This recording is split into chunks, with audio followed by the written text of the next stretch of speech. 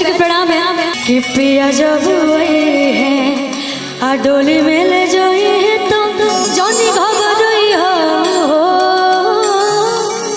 क्रिया हमार भैया कब जानी लोरा बाबा हो। ये गाना मैं सुनूंगी और मेरा सौभाग्य है कि आज मैं लाइव फर्स्ट बार मंच कर रही हूँ।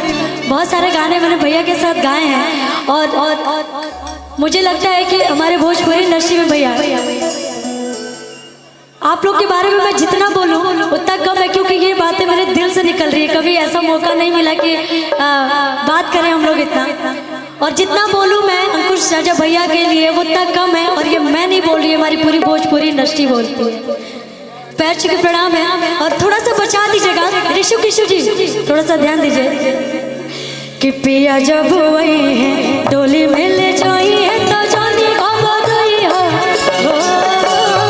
पिया जब वही है डोली में ले जाई है तो जानी घबराई हो। क्रिया हमार भैया बाबो जानी लोरा बाबो हो। क्रिया हमार भैया बाबो जानी लोरा बाबो हो।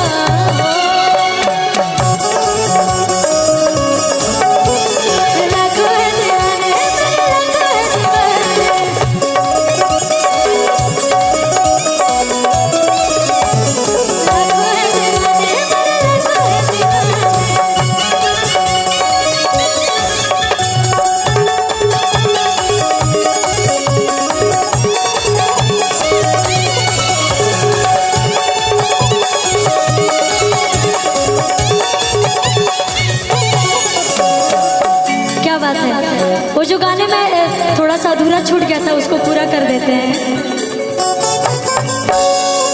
कि पिया बहा करिया बहारामा